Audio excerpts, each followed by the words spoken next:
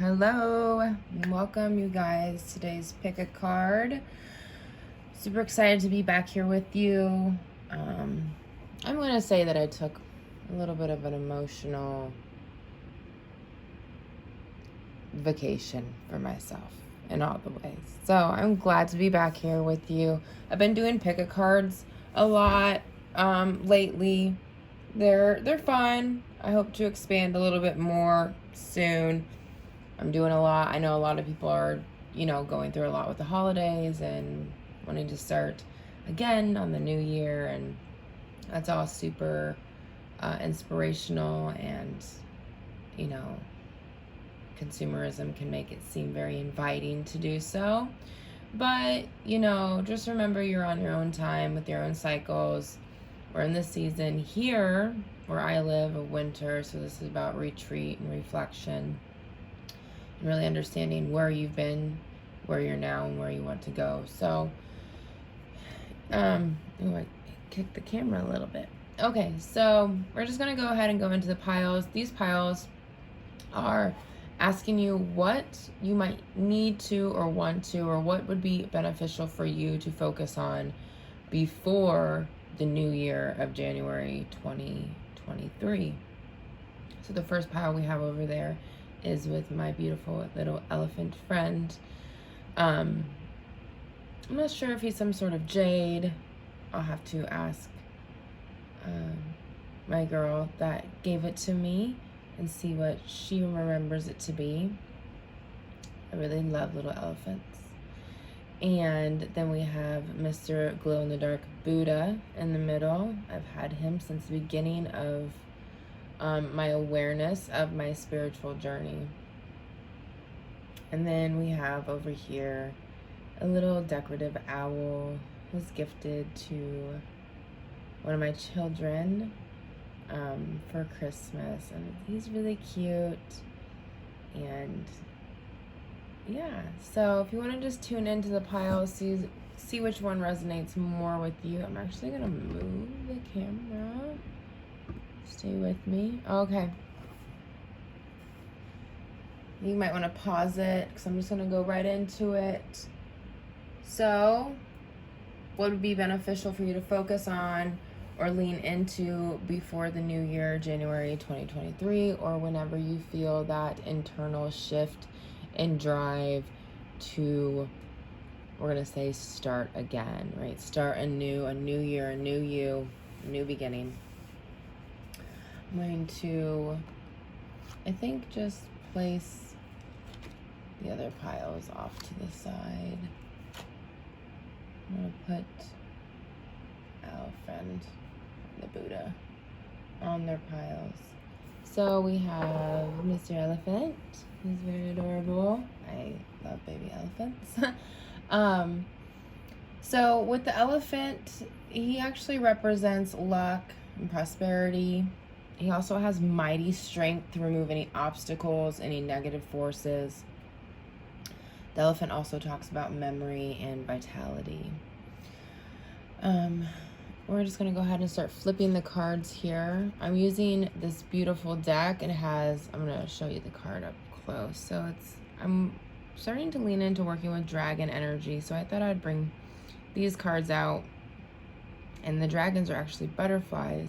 So this first card here says Serenity. And it says lavender.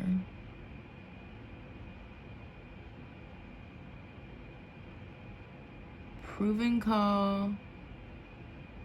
Fritillarily.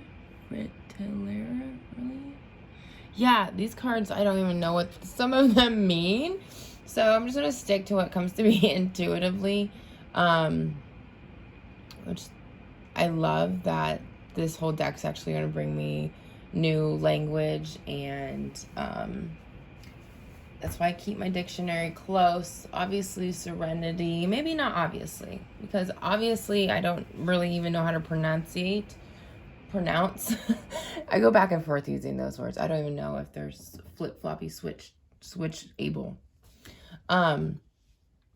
But, so yeah, maybe it's not obvious to you what serenity is. Serenity is peace and calmness. I I can't say it without thinking of my daughter's name, because Serenity is actually one of her middle names.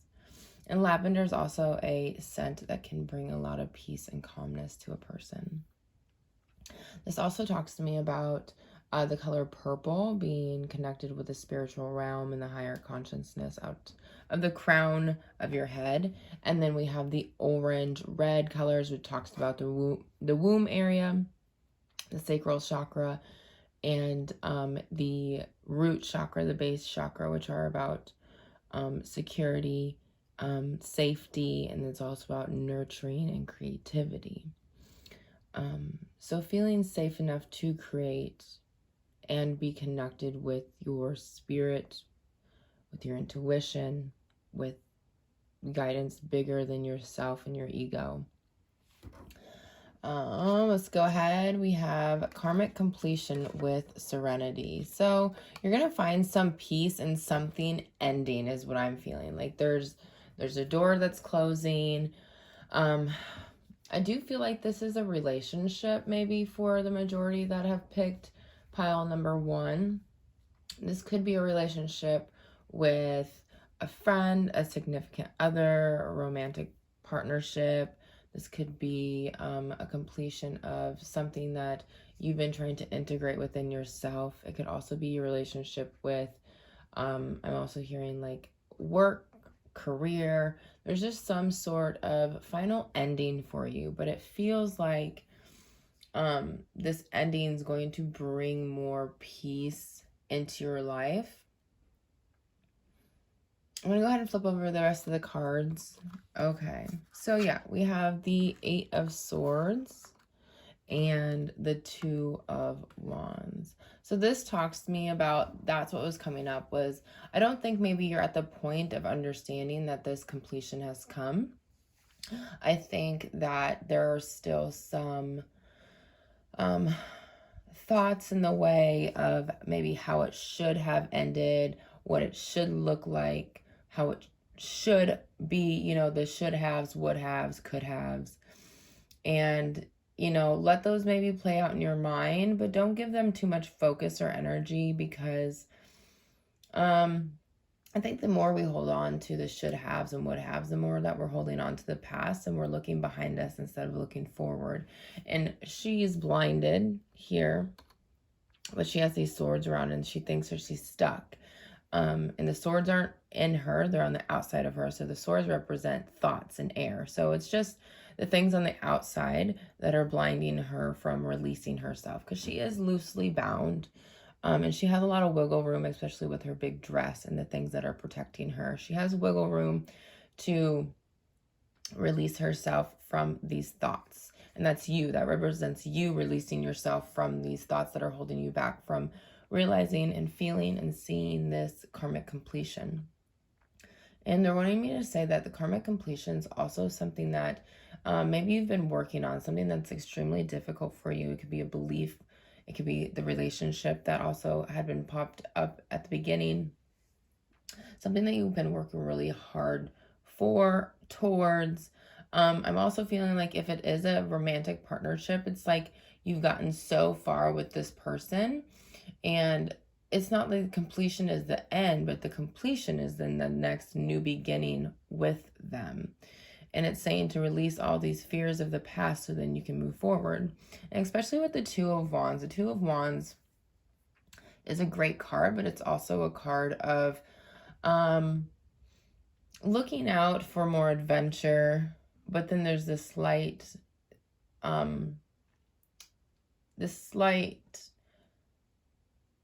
interruption of thinking that maybe you've done it all or there's nothing else for you, and that's not true. Seeing here in the card, he has the world in his hands, and then he has one of the wands in his hands.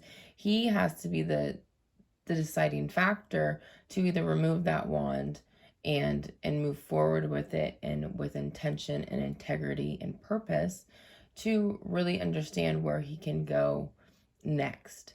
And I do think that the elephant here is also to show you that you do have luck on your side, that you do have the strength to move forward and remove any obstacles in your way. You know, the spiritual journey, the soul's journey is never ending.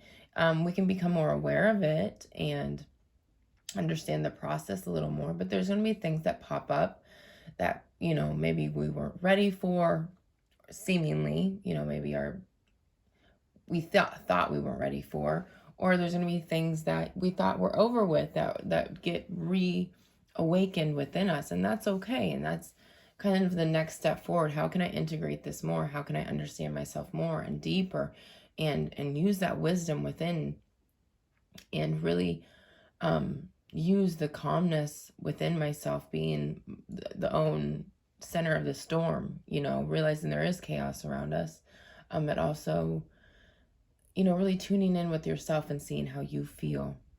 And me saying that kind of makes me think that maybe it's other people's judgment and thoughts of where you're at in your process that might be holding you back from seeing your completion. So I hope that was helpful, pile number 1. Beautiful. There is a light gray color that's kind of floating around the card, so there might be some confusion for you as well, pile number 1, and that's okay. I really love the energy of confusion because then it can bring us to clarity. And then we have Mr. Buddha next. Adorable little guy. He actually glows in the dark. So, interesting to see the cards. We have sincerity.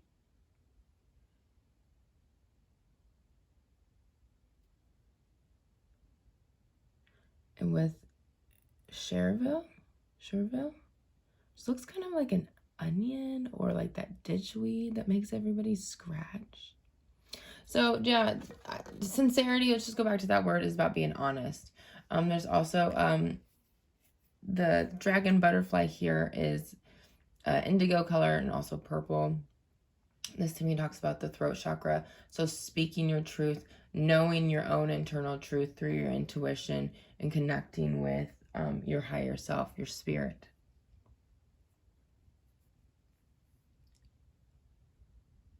I'm hearing watch what rubs you wrong. Watch what rubs you the wrong way, okay? Be honest with yourself about the happenings of your life. You don't have to like everything that everybody else likes. You don't have to, I'm hearing you don't have to dislike everything either. So there's something about you being honest with the things that you like and the things that you don't necessarily like. Interesting.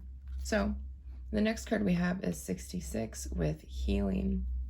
Also the blue color, so maybe there's some healing going on around in the throat. I'm also feeling healing around expressing one's needs, because with the 6, and the 6 is harmony, and also talks about give and take. So really expressing what you're wanting and being honest about it. And maybe you're not sure of what you actually want or need or desire, but the first step is expressing it to somebody. Even if that's expressing it to yourself, writing it down in your journal. Start somewhere with expressing the things that you desire in your life. And the more that you practice this, and the more that you do it, and the more you start to express it to family members or your significant other, or other, even telling me like an animal, like practice conversation with your animal. And that brings up a Hayley Williams song. I think it's Cinnamon. And she talks about, I talk to my dog because he don't mind. And then she talks about clearing her house and the house smelling like sage and cinnamon. So maybe that's something for you as well, is getting or creating a sage bundle or smudge bundle. Maybe and lighting that up and saying a little prayer, having intentions of clearing and bringing light into your space. And also they're wanting me to tell you guys that I personally put cinnamon in every one of my window sills, and this is just a way of repelling any lower vibrational energies.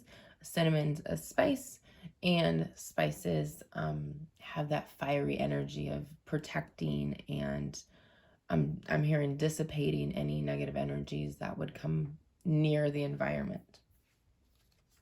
So the 2 tarot cards that came with the sincerity and healing are 4 of Wands in reverse and 10 of Wands in reverse. So what this tells me is there's some sort of healing and honesty that needs to come around maybe some responsibilities within the household, or some responsibilities that you hold within your relationship with others. So this is being honest. I mean, just for example, you know, maybe you take, let's see, maybe you take care of your sisters. Let's say that you watch your nephew every Thursday and Friday, and your responsibilities are building up, which is the 10 of Wands. Your responsibilities building up, and it's really not adding a lot of extra time for yourself to take care of yourself, to prepare, because maybe you then have a full-time job and you have this side business that you're trying to work on. And so just being honest with your sisters, saying, you know, I really enjoy watching my nephew. You know, the times that we have scheduled aren't working for me. I was, you know, and then stating what you need. I need to help you by only watching him for a day, you know, or maybe possibly a different day. Can we figure out a schedule that's better for the both of us? And I really think that this is coming to you. So the 4 of Wands in reverse is telling me that you're trying to look at the aspect of family and support in a different way. So maybe you've been supporting people that aren't necessarily supporting you. And that's something huge to look at within yourself. Why have you let this happen? How can you change this? But also, the 10 of Wands in reverse talks about you releasing any burdens and baggage that is not yours, and understanding that other people can pick up their own slack. And the more I'm hearing, the more you take care of other people's responsibilities, the less awareness you have within your own energy, your own decision making. It clouds your intuition. It makes you feel suffocated, okay? Because you're literally accepting other people's energy on top of yourself. And I think you've gotten to this point where you realize there is not an even give and take here, and I have to be honest about something. And being honest with yourself first is the biggest thing. So they want me to kind of tune into Buddha. So Buddha talks about being enlightened. So this is being aware and having the awareness of wanting to look at oneself and move forward with less suffering.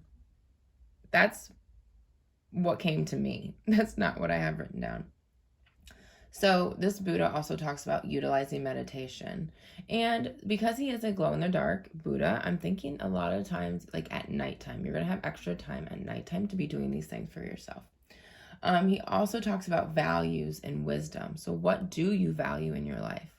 And kind of going from there and being honest with yourself and understanding that it is okay to let go of things that aren't beneficial for you, so you can open up new avenues and new energy to grow. And he also talks about awakening a truth and also liberation from suffering. So you're wanting to stop suffering because you're starting to realize the truth about yourself. And I think this truth definitely has to do with the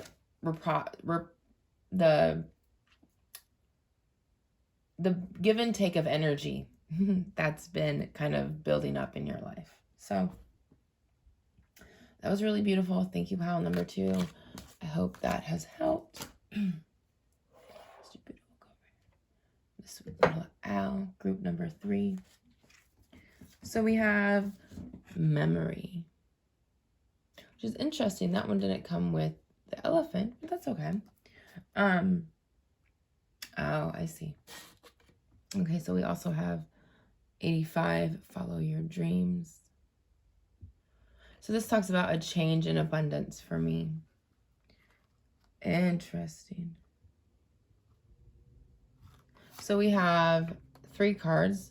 I'm going to put them down here. We have the Judgment card, the Emperor, and the 4 of Coins in reverse. Bring him down here. So what this is telling me, this is really interesting. Oops. The lighting, I can't really see that, but I hope you guys can. All right, so what this is telling me is there's something in your past that, especially with the 4 of Cups here, is saying there's missed opportunities in your past because of some controlling energy around you. And you really need to come to judgment with where you're not aligned with where you want to be. So it's saying in your past, maybe even as a child, what did you inspire to be? What did you inspire to create? What did you inspire to do? And this could be the simplest thing, but it's going back to those little dreams and starting to follow them and let them lead a path for you. Because as children, we don't have all of these rules and regulations and these traits of the ego trying to block us from who we need to be and who we truly are. The ego is not a bad thing. It does protect you, but it also then gets in your way if you let it. So this is where we need to start going back to our childlike senses, starting to follow our intuition, having a lot of more time in the imagination, creating something more. This could also be something around your parents and how they expected you to grow up, how they expected you to be, how they expected you to act. But I've definitely feel with pile number 3, there have been opportunities that have come to you and you've said no. You've said, no, thank you. And it's not even like that. I can't even express the feeling I have. It's like utter disappointment, like you're betraying yourself. There's some sort of self-betrayal here because your true self was never supported.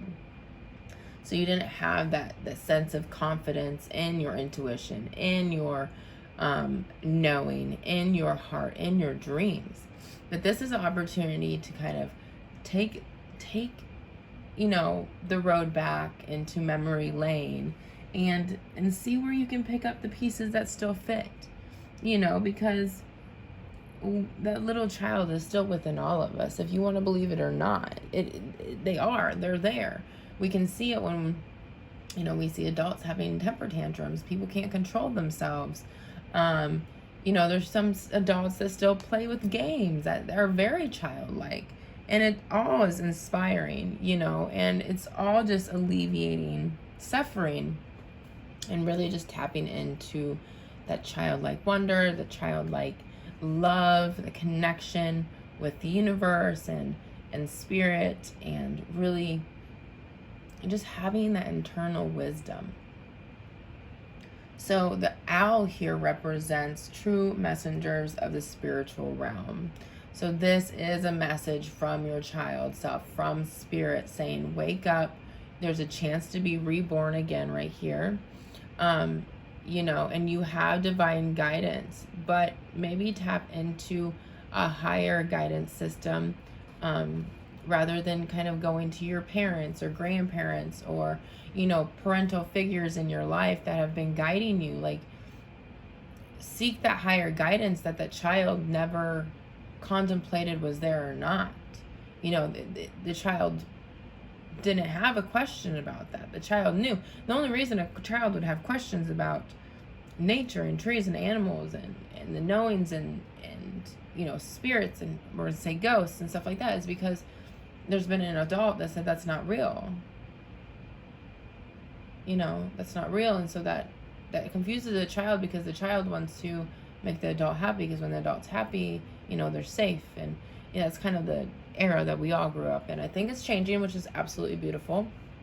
But it's kind of that shutting people down and not expressing that, there are people out there that still have their psychic senses, and it's okay, and it's not a bad thing. And we can utilize this and understand it more.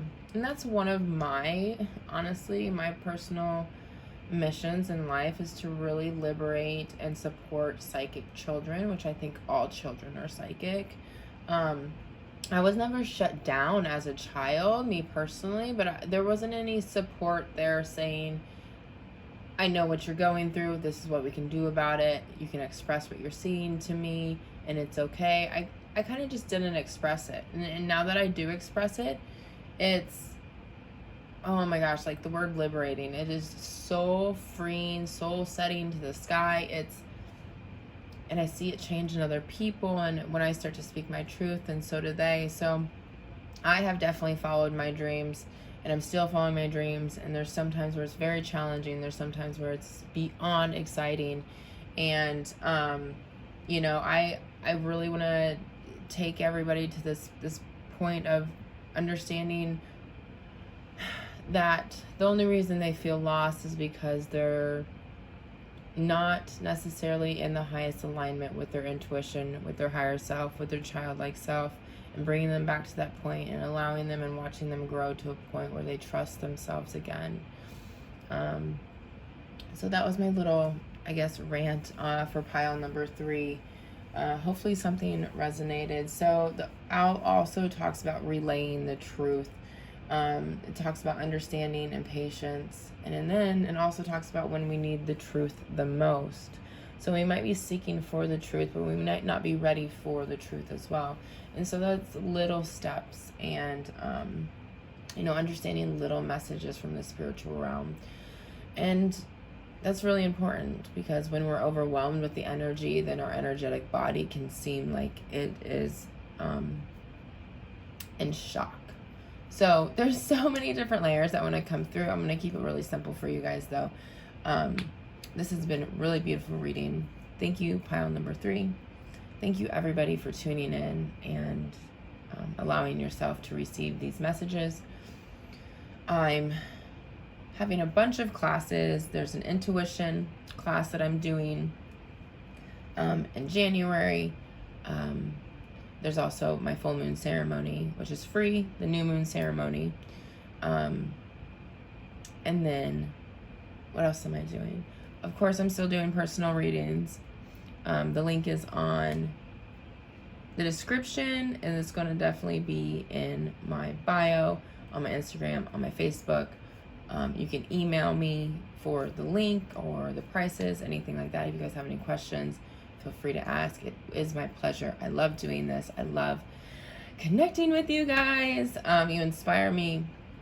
So be looking for my classes that I'm doing. Some are donation based, some have set prices. The full moon ceremony is free, aka donation based. But yeah, we have a lot of stuff wrapped around intuition, the moon, divination tools. I'm really going into this intuition thing, you guys. Like, it's very powerful. It's very life transforming. It has transformed my life the more and more that I'm tapping into and utilizing my intuition. And I'd love to share that with you guys. So stay tuned. I love you. From my heart to yours. Thanks for being raw. Thanks for being real. And I will talk to you guys soon. Bye-bye.